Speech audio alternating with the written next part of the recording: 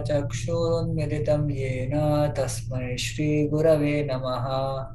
जय श्री कृष्ण चैतन्य प्रभु नित्यानंद, श्री अद्वैत गदाधर श्रीवासादि गौर भक्तवृंद। हरे कृष्णा कृष्ण कृष्णा हरे हरे, हरे राम राम राम हरे हरे। हरे कृष्णा। तो आज का बहुत ही अच्छा दिन है, दशहरा। तो आज हम कुछ चर्चा करने वाले हैं दशहरे के बारे में। बट उसके पहले मैं आपको एक छोटी सी स्टोरी बताऊंगा और उसके बाद में क्वेश्चन रहने वाला है। तो आप प्लीज इस इंसिडेंट को ध्यान से सुनिए।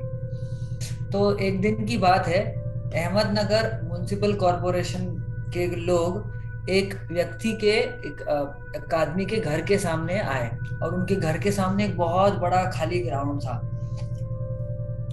तो वो आदमी देख रहा था कि दो लोग आए हैं म्युनिसिपल कॉरपोरेशन से और वो आते हैं और दो लोग आ रहे हैं और उन्होंने खड्डा खोदा। एक आदमी ने खड्डा खोदा, बहुत मेहनत करके खड्डा खोदा है, और दूसरे आदमी ने आकर क्या कर दिया, वह खड्डा बुझा दिया।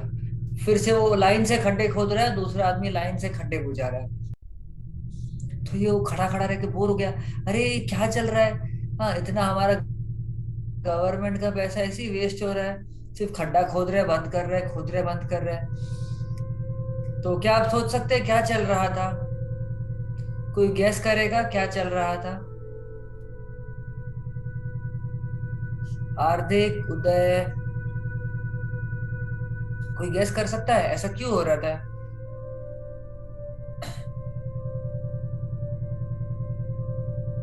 ठीक है, कोई बात नहीं, मैं बताता हूँ। तो ऐसा नहीं था कि वो, तो फिर वो व्यक्ति को रहा नहीं गया, वो फिर अपने बिल्डिंग से उतरा और उसने जाके उन दोनों व्यक्तियों को, दोनों आदमियों को पूछा, अरे आप तो सुबह से आए हो, एक जन खड्डा खोद रहा है, दूसरा जन खड्डा बुझा रहा है, ये क्या चल रहा है? तो फिर उन्होंने बोला कि सर हमारा एक्चुअली तीन लोगों का टीम है।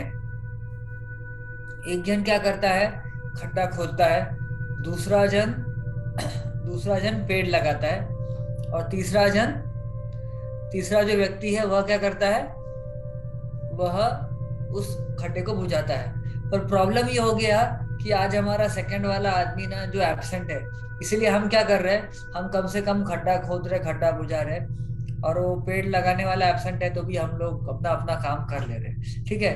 तो ये अगर आप सुनोगे तो आप उनके बारे में आपको लगेगा ना, अरे कैसे कॉमेडी लोग हैं, पागल लोग हैं। तो बहुत बार हमारे साथ भी ऐसे ही होता है। हाँ, क्या होता है, हम लोग जो मेन चीज है, इम्पोर्टेंट चीज, पेड़ लगाना सबसे इम्पोर्टेंट चीज था, पर वो पेड़ लगाना भूल गए और आगे का जो खड्डा खोदना है, खड्डा बुझाना है, वह काम कर रहे थे। उसी प्रकार से हर फेस्टिवल, जैसे आप देखोगे ना, अभी हम दिवाली की तैयारी, आज तो दशहरा है, दशहरा के बारे में भी हम बोलेंगे, और अभी दिवाली आती है ना। तो दिवाली आती है तो लोग क्या क्या करते हैं बताएंगे? दिवाली के लिए क्या क्या करते हैं? एक एग्जांपल दूं मैं, नए कपड़े खरीदते हैं, और क्या करते हैं दिवाली के लिए? यस हार्दिक। घर पंतिया की साफ। लगाते, हाँ, पंतियां खरीद के आते हैं, दिए लगाते हैं, वेरी गुड। और भगवान की पूजा करते हैं। ठीक है, उस दिन पूजा होती है, ओके वेरी गुड। हाँ, लैंटेन्स लगाते हैं, आकाश कंदील लगाते हैं, बहुत सारे पटाखे फोड़ते हैं। यस।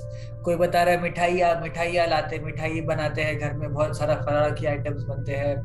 राइट, लोगों से मिलने आने जाते हैं, नई चीज खरीद के लेके आते हैं, वेरी गुड मोहित। यस। तो बहुत सारी चीजें करते हैं, पर पता है हम मेन चीज भूल जाते हैं ना। लोग 20-20 दिन अपना घर साफ करते हैं, पूरा नया पर्दा लगाएंगे, सब कुछ साफ करेंगे, पर लोग भूल जाते हैं कि मेन पर्पस क्यों है हम दिवाली मना रहे हैं। हम दिवाली इसलिए मना रहे हैं क्योंकि हमें अपने घर में और अपने हृदय में राम जी को वेलकम करना है ना। बहुत बार ऐसा होता है कि पूरी दिवाली की तैयारी हो जाती है, दिवाली आ जाती है, दिवाली चले भी जाती है, और उसमें राम जी का थोड़ा सा भी स्मरण नहीं होता है। How many of you agree? कितने लोग मानते हैं ऐसा बहुत बार होता है ना? फटाके बजाते वक्त, दिए लगाते वक्त, वो फराळ खाते वक्त, करंजी, चकली, बर्फी, लड्डू, नया ड्रेस पहनते वक्त, रंगोली निकालते वक्त हम भूल ही जाते हैं कि ये हम अपने घर में और अपने हृदय में राम जी को वेलकम करना चाह रहे हैं, है ना।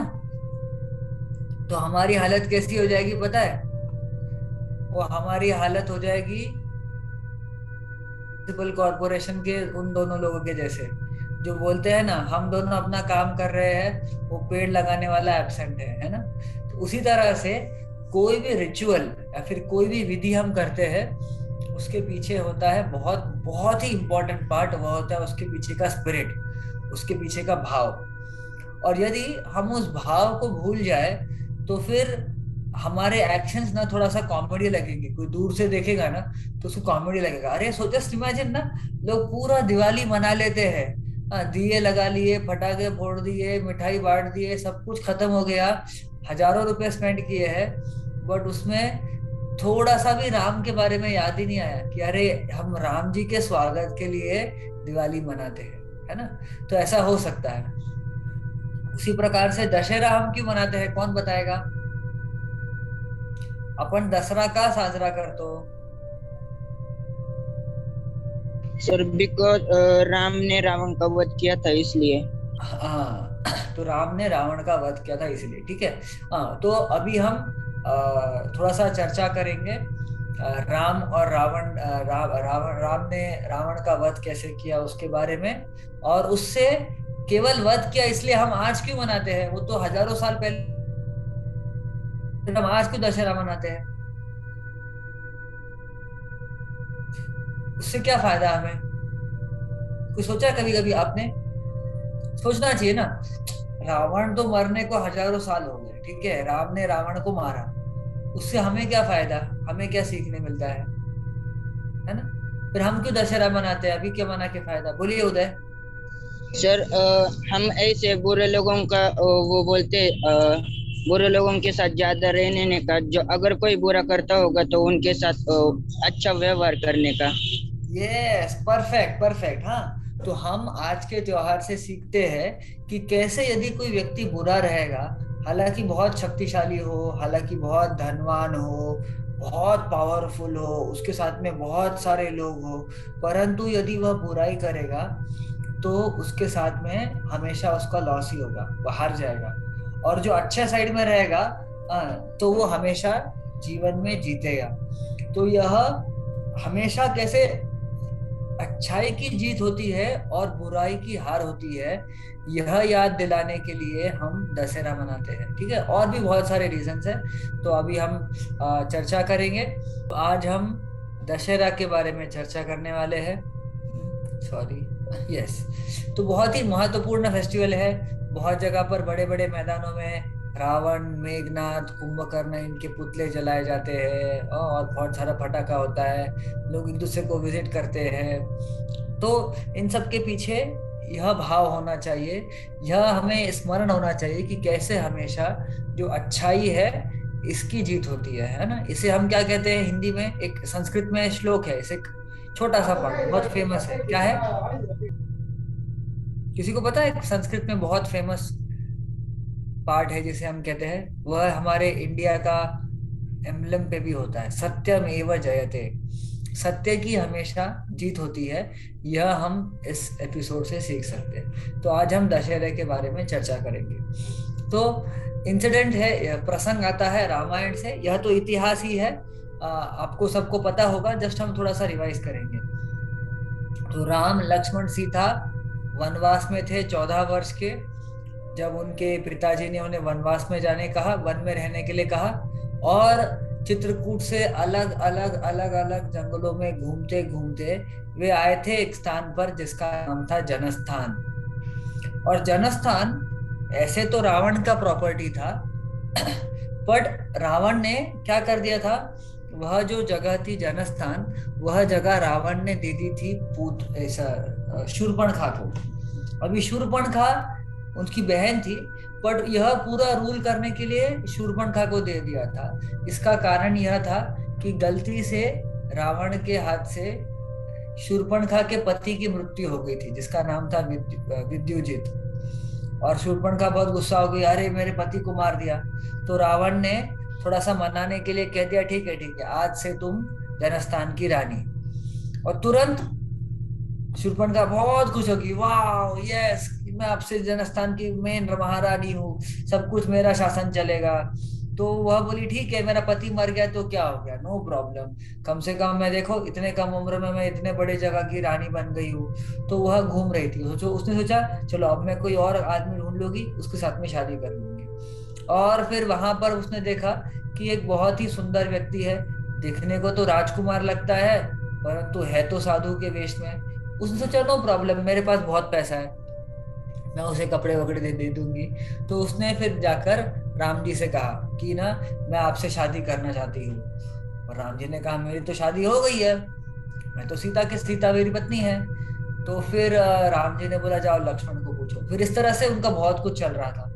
पर लास्ट में फिर शूर्पणखा ने सोचा कि ये सब सीता की वजह से प्रॉब्लम हो रहा है, सीता अगर नहीं होती तो राम मुझसे शादी कर लेते, चलो मैं सीता को मार डालूंगी। तो वो सीता के ऊपर आक्रमण करने जा ही रही थी, अचानक से लक्ष्मण ने अपनी तलवार निकाली और काट के उसका नाक और उसकी कान काट दी।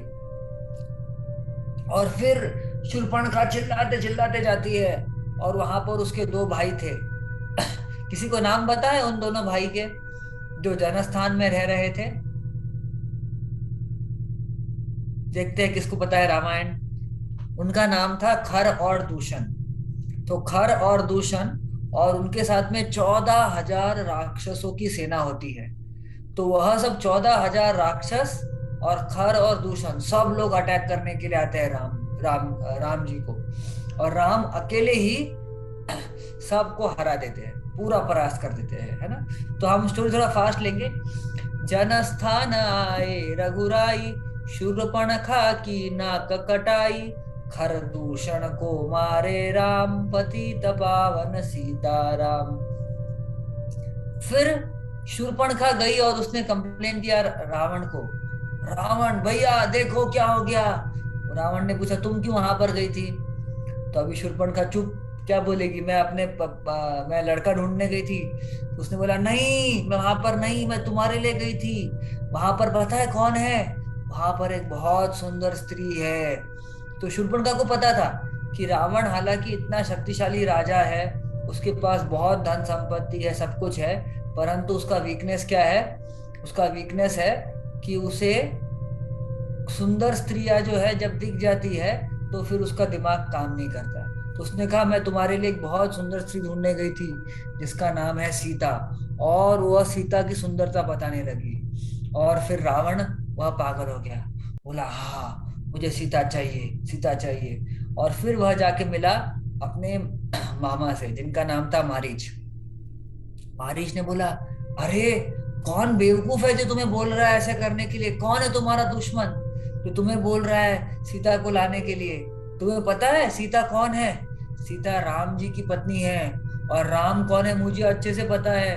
जब केवल 12 साल के बच्चे थे राम, तब ताटका, सुबाहु इनको तो मार ही दिया, मुझे भी पूरी तरह से मारा था। मैं बस बाल बाल बच गया, अभी फिर से राम के पास मैं नहीं जाऊंगा। रावण ने बोला देख, तुझे मेरे हाथ से मरना है या राम के हाथ से मरना है, सोच ले अभी बस, जैसे मैं बोल रहा हूँ वैसा करो वरना तुरंत मैं तुम्हें मार दूंगा। तो डर के मारे मारीच ने बोला ठीक है बोलो क्या करना है। अच्छा है मैं राम के हाथ से ही मर जाऊं। तो उसने बोला तुम अभी हिरण बनो जाकर और तुम सीता को भटकाओ। और फिर पंचवटी रघुनंदन आए, कनक मृग को मारण धाये, लक्ष्मण तुम्हें भुलाते राम, पतित पावन सीताराम। तो वो हिरण्य राम जी को दूर ले गए। और फिर बाद में जब वो मारीच मर रहा था, मरते मरते उसने आवाज दिया हे लक्ष्मण, हे लक्ष्मण, हे लक्ष्मण, हे सीते। सीता डर गई, क्या हो गया उन्हें? वो लक्ष्मण को कह रही बार बार जाओ जाओ उन्हें बचाओ बचाओ।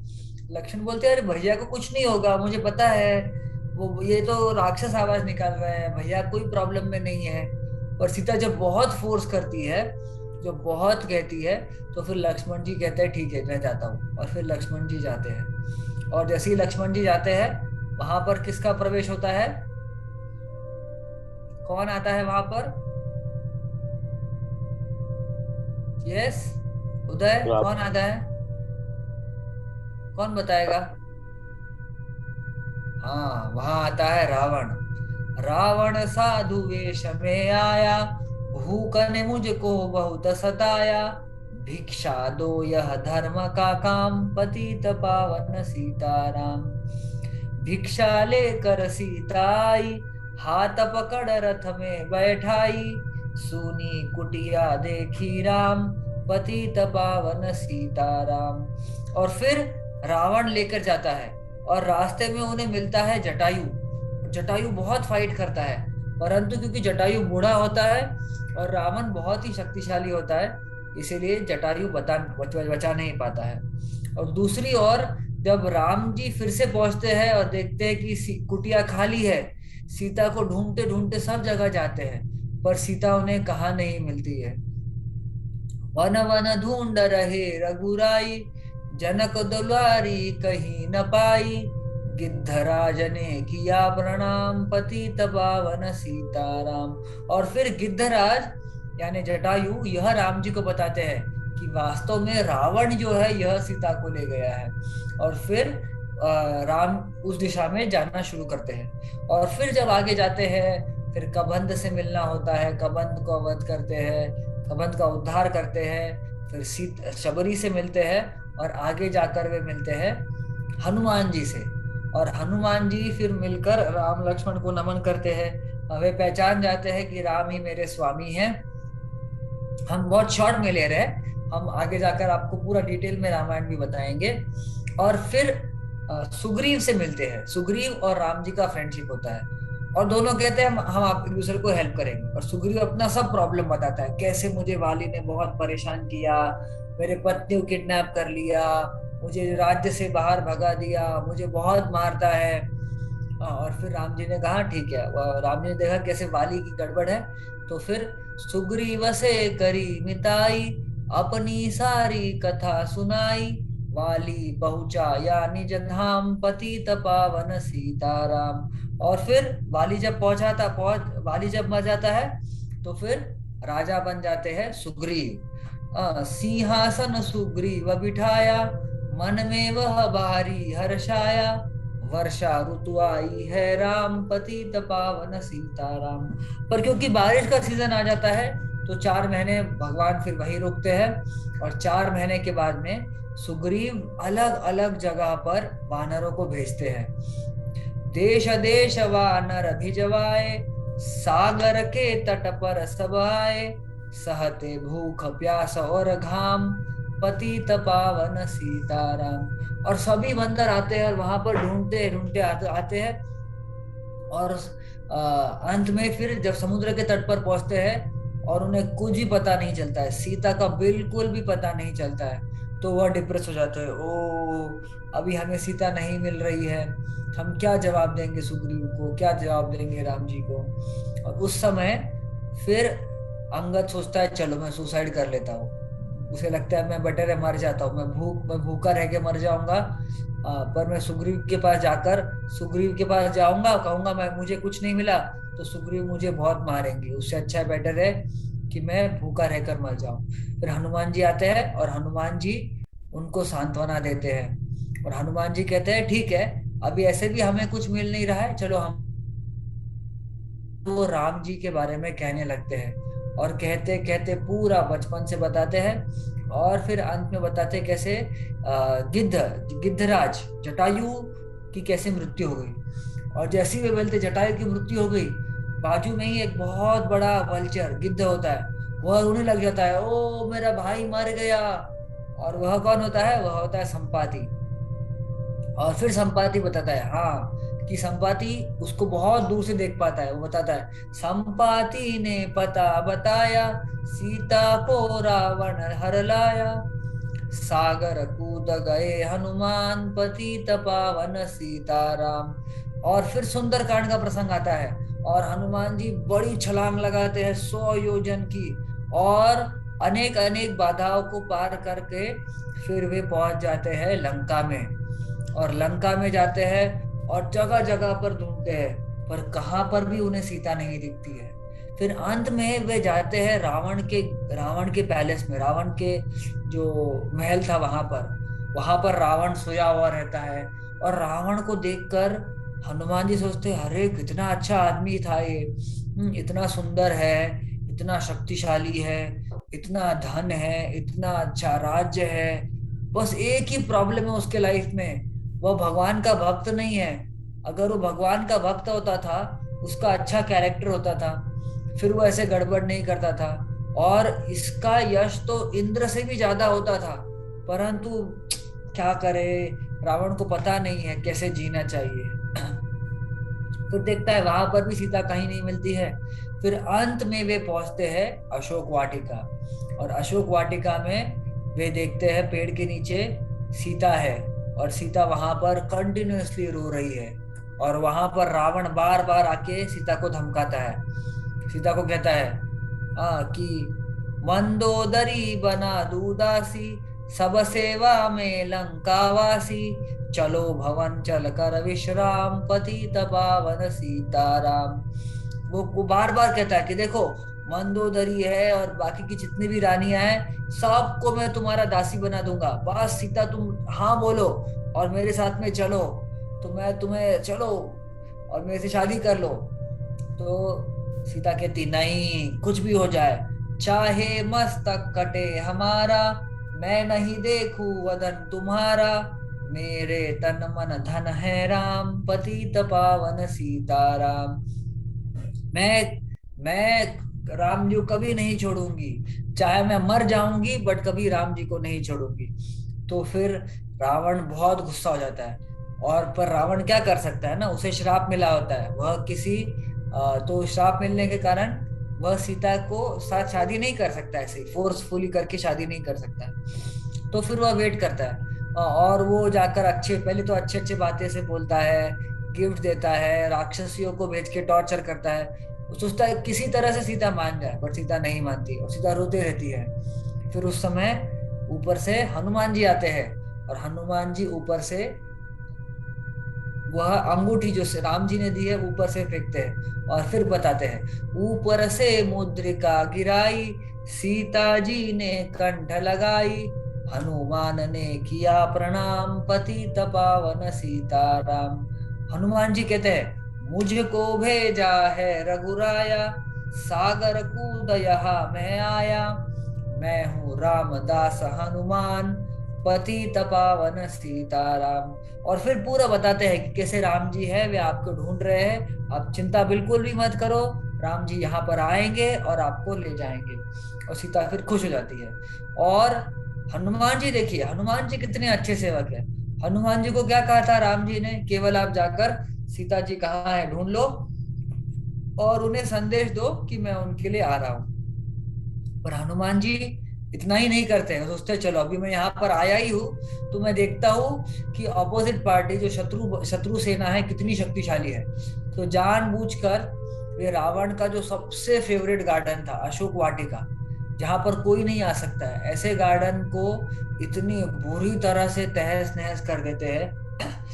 फिर रावण अपने एक बेटा होता है जिसका नाम होता है अक्षय कुमार, उसको भेजता है, और अक्षय कुमार बड़ी सेना के साथ में आता है, पर हनुमान जी उसको भी हरा देते हैं। अक्षय कुमार को स्वर्ग पठाया, इंद्रजीत फांसी ले आया, ब्रह्म फांस से बंधे हनुमान, पतित पावन सीताराम। फिर हनुमान जी जाकर रावण को समझाते हैं कि देखो, तुम समझ जाओ, सीता को लौटा दो। बट हनुमान जी का नहीं सुनते हैं। फिर हनुमान जी क्या करते हैं, हनुमान जी के पूंछ को आग लगा देते हैं रावण। और फिर हनुमान जी सब लंका में रुई तेल घृत वसन मंगाई, पूंछ बांध कर आग लगाई, पूंछ घुमाई है हनुमान, पतित पावन सीताराम। सब लंका में आग लगाई, सागर में जा पूंछ बुझाई, हृदय कमल में राखे राम, पतित पावन सीताराम। और ऐसा कर कर फिर से वापस से लौट जाते हैं, और फिर राम जी को मिलते हैं। और फिर राम जी सभी वानर को लेकर वानर रीछ संग में आए, लक्ष्मण सहित सिंधु तट आए, लगे सुखाने सागर राम, पतित पावन सीताराम। पर उसके पहले विभीषण आता है, और विभीषण रावण को बोलता है, विभीषण बोलता है सीता को तुम लौटा दीजो। उन जब रावण देखता है ना कि इतना कुछ लंका में जल गया है और हनुमान जी ने बहुत सारी हानि की है, तो देखो अभी तक मारीच ने समझा दिया, हनुमान जी ने समझा दिया, अभी विभीषण आकर समझा रहा है, देखो भैया अच्छा नहीं है, तुम सीता को लौटा दो, राम जी से क्षमा याचना कर लो, तीन लोक के स्वामी राम, आप उनसे माफी मांग लो। बट रावण बिल्कुल नहीं सुनता है, उल्टा विभीषण को भी घर से और राज्य से निकाल देता है।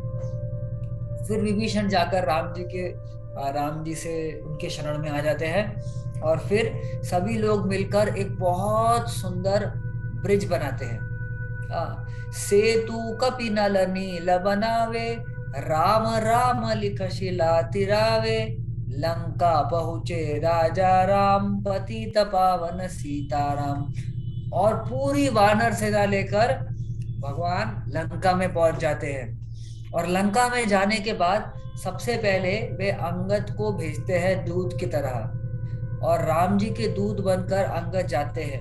और फिर शांति दूत वे कहते हैं कि देखो रावण, तुम सीता को लौटा दो, तुम्हें हम माफ कर देंगे राम जी, और बहुत सारा हानि बच जाएगा। पर रावण नहीं सुनता है। हालांकि रावण हार जाता है, अंगद को कोई हरा नहीं पाता है, परंतु रावण सुनता नहीं है। और फिर दोनों में दोनों सेनाओं में भयंकर युद्ध चालू हो जाता है। वानर निशाचरों की सेना आई, गरज तरज कर हुई लड़ाई, वानर बोले जय सिया राम, पतित पावन सीताराम। पर वानरों और निशाचरों राक्षसों के बीच में बहुत बड़ा युद्ध होता है, और बहुत सारे राक्षस मारे जाते हैं, और रावण के बहुत सारे पुत्र मारे जाते हैं। रावण की सेना में बहुत हानि होती है। तब रावण के जो नाना जी होते हैं, रावण के नाना जी माल्यवान, वे आकर रावण को समझाते हैं, रावण ये अच्छी बात नहीं है, प्लीज तुम लौटा दो सीता को, तुम समझ नहीं रहे हो, बहुत बड़ा प्रॉब्लम है। तो भी वह भी नहीं सुनते हैं। Sound is not coming, is sound coming or no? Clearly audible, audible. No problem. Okay okay ठीक है। तो फिर माल्यवान समझाते हैं रावण को, रावण देखो बेटा ऐसा नहीं करना चाहिए, तुम लौटा दो, कितना कितना लॉस हो रहा है। पर रावण नहीं मानता है। फिर उसके बाद में रावण जाता है अहिरावण और महिरावण के पास, जो पाताल लोक में रहते हैं, वो और शक्तिशाली होते हैं। और सबसे पहले जब जाकर उनकी हेल्प मांगता है अहिरावण महिरावण, वो वो जाकर उनको समझाते हैं, माँ तुम मत लड़ो। पर रावण नहीं सुनता है। आखिर में अहिरावण महिरावण भी मर जाते हैं रावण का सुनने की वजह से। पर रावण नहीं सुधरता। फिर रावण को रावण के बड़े बड़े बेटे रहते हैं, इंद्रजीत और नरांतक, सुरांतक, ऐसे बड़े उसके जो बहुत शक्तिशाली योद्धा होते हैं, जिन्होंने स्वर्ग के राजाओं को भी हरा दिया था, इंद्र को भी हरा दिया था मेघनाथ ने, जिसका नाम हो गया था इंद्रजीत। तो वह इंद्रजीत भी मारा जाता है। फिर मंदोदरी बहुत दुखी होती, मंदोदरी कहती है, स्वामी मैं आपको कब से समझा रही हूँ, देखो हमारा सबसे प्रिय पुत्र मारा गया, सब पुत्र मारे गए हैं। तो सोचो रावण को सभी लोग सलाह दे रहे थे कि तुम सीता को लौटा दो लौटा दो लौटा दो, बट रावण माना नहीं। फिर लास्ट में रावण ने सोचा चलो अब मैं दुर्गा पूजा करूंगा। दुर्गा पूजन रावण कीनो, 9 दिन तक आहार न लीनो, आसन बैठकिया है ध्यान, पतित पावन सीताराम। और फिर वह करता है, हाँ, और उसके पहले कुंभकर्ण आता है। कुंभकर्ण को जब उठाते हैं तो कुंभकर्ण बोलता है, अरे तुमने किसको पूछ के सीता को किडनैप किया? किडनैप करते वक्त तो मुझे पूछा नहीं उठाकर, अभी किडनैप करने के बाद में सब हार रहे हो और अभी जाकर मुझे पूछते हो क्या करूं मैं? तो लौटा दो सीता को वापिस से। रावण बोलता है मैं ये आंसर सुनने के लिए नहीं आया। हाँ, तुम मेरा हेल्प करने वाले हो या नहीं करने वाले हो? फिर कुंभकर्ण बोलता है ठीक है, जा क्या करे अभी मैं, चलो तुम्हारा हेल्प करता हूँ। फिर आखिर में कुंभकर्ण जब आता है तो कुंभकर्ण को भी मार देते हैं। कुंभकर्ण उठ कर तब आया, एक बाण से उसे गिराया, इंद्रजीत पहुंचाया धाम, पतित पावन सीताराम।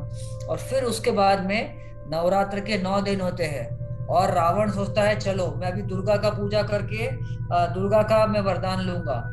दुर्गा पूजन रावण कीनो, 9 दिन तक आहार न लीनो, आसन बैठ किया है ध्यान, पतित पावन सीताराम।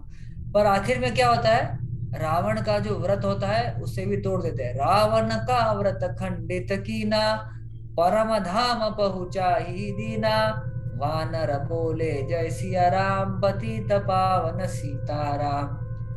तो उनमें बहुत भीषण युद्ध होता है। हाँ, अतिकाय, महाकाय, धूम्राक्ष, अलग अलग राक्षस होते हैं, और अलग अलग लोग उनके साथ में युद्ध करते हैं। फिर अंत में राम और रावण के बीच में युद्ध होता है। रावण फाइनली युद्ध में आता है, और पहले दिन तो उसे हरा देते हैं राम, और फिर कहते हैं जाओ तुम कल फिर से आना। तो भी रावण फिर से अगले दिन आता है, और जब लास्ट का दिन होता है तब फिर तब इंद्र को लगता है अरे राम जी तो नीचे से लड़ रहे हैं, उनके पास में कोई वाहन नहीं है। तो इंद्र अपने रथ को भेजते हैं। तो इंद्र के रथ के ऊपर सवार होकर राम जी रावण के साथ युद्ध करते हैं, और रावण का सिर उड़ा रहे हैं एक बाण मार के। तो रावण का सिर टूट जाता है, पर फिर से आता है, फिर से आने लग जाता है। फिर से एक बाण से गिराया, फिर से आ गया। फिर 10 बाण लेकर 10 सिरों गिरा दिया, फिर से आ जाते हैं। ये बार बार होने लगा। तो फिर विभीषण ने बताया कि हे प्रभु, रावण के हृदय में अमृत है, जब तक उसके पास अमृत है उसका सिर फिर से बार बार ऊपर आ जाता है। और फिर क्या किया जाए, तो फिर राम जी ने बताया।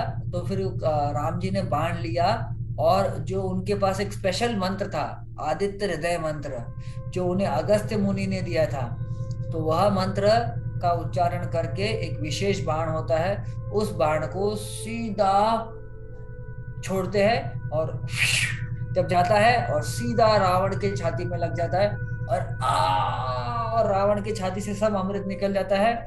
उसके सभी दसों सिर से उल्टी होती है, और फिर उसके बाद में वो जमीन पे गिर जाता है, और रावण का इस तरह से उद्धार होता है। तो वास्तव में देखा जाए तो हम सब में भी एक प्रकार से एक रावण है ना। हर व्यक्ति के हृदय में कहा जाता है कि 2 प्रकार के कुत्ते होते हैं। एक कुत्ता होता है गुड डॉग, और एक कुत्ता होता है बैड डॉग, ऐसा ना स्पेनिश लैंग्वेज में वो लोग कहते हैं, साउथ अमेरिका में वो लोग कहते हैं एक होता है गुड डॉग और बैड डॉग। हर एक व्यक्ति के अंदर में एक अच्छा व्यक्ति होता है, एक बुरा व्यक्ति होता है। और ज्यादा शक्तिशाली कौन सा व्यक्ति होता है, जिस व्यक्ति को हम खाना देते हैं। यदि आप गुड डॉग को खाना दोगे तो गुड डॉग और शक्तिशाली हो जाएगा, और बैड डॉग कमजोर हो जाएगा। और यदि आप बैड डॉग को खाना दोगे तो बैड डॉग बहुत शक्तिशाली हो जाएगा, और गुड डॉग कमजोर हो जाएगा। तो हमारे हृदय में भी हम देखेंगे एक हमारा अच्छा पार्ट होता है, वो बोलते हैं अच्छा काम करो, अच्छा करो। पर साथ ही साथ में एक बुरा व्यक्ति भी होता है जो कहता है बुराई बुराई। तो हम क्या चाहते हैं कि हमने क्या करना चाहिए, हमें गुड डॉग का सुनना चाहिए, है ना। और अगर हम गुड डॉग का, जैसे हम जब भगवत गीता सुनेंगे, जब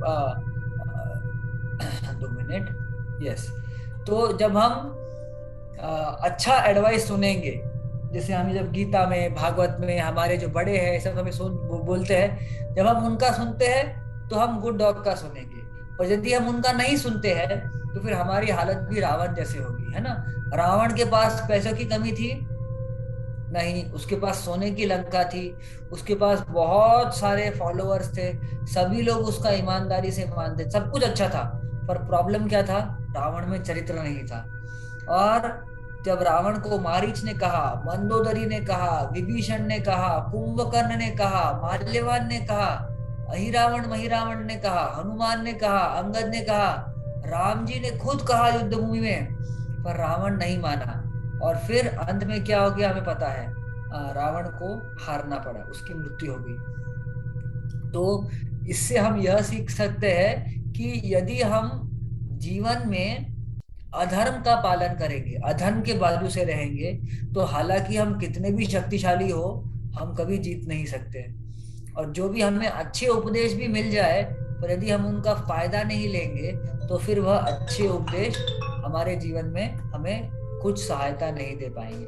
ठीक है, तो आज का दिन जो है दशहरा, हम प्रार्थना करना चाहिए भगवान को कि हमारे हृदय में जैसे रावण जैसा व्यक्ति है, तो उस रावण जैसे व्यक्ति को आप उससे उसका आप संहार कीजिए। ठीक है, तो एक और चीज था, अभी हम आपको 2 मिनट, यस, तो आपको हम बताने चाहते थे कि अभी हम इस हफ्ते से रेगुलरली ऐसे ही वैल्यू एजुकेशन क्लासेस कंडक्ट करने वाले हैं, जो कुछ हफ्तों के लिए ऑनलाइन होगा और उसके बाद में वह ऑफलाइन होने वाला है। और यह हर हफ्ते शायद से 1 घंटा या 1 घंटा का क्लास होगा, और हर शनिवार को या रविवार को होगा। उसके बारे में युगल मिलन प्रभु आपको और बताएंगे। और इन सब क्लासेस को आपको अटेंड करके बहुत बहुत फायदा होगा, क्योंकि देख सकते हैं हम कि रावण जो था बहुत विद्वान था, पंडित सब कुछ था, परंतु उसके पास में क्योंकि वैल्यूज नहीं थे, इसीलिए अंत में वह एक प्रकार का टेररिस्ट बन गया। आजकल के जो टेररिस्ट लोग हम देखते हैं वो भी बहुत पढ़े लिखे होते हैं, उन्हें भी बहुत टेक्नोलॉजी आती है, पर प्रॉब्लम होता है उन्हें ठीक से वैल्यू सिस्टम नहीं होती है। इसीलिए तो इस एक सेंस में ना एक नया इक्वेशन है, आप लिख सकते हैं, है ना आपके पास अगर पेन है तो, education minus values is equal to terrorist. अगर कोई व्यक्ति है, मैं हम यहाँ पर शेयर स्क्रीन करूंगा, इसके ऊपर लिखेंगे। ठीक है, अगर हम केवल एजुकेशन लेते हैं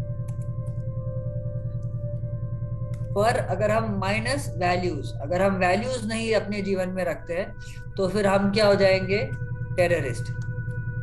हम बहुत सारा दुनिया को और खुद को बहुत सारा हानि पहुंचाएंगे। पर यदि हम एजुकेशन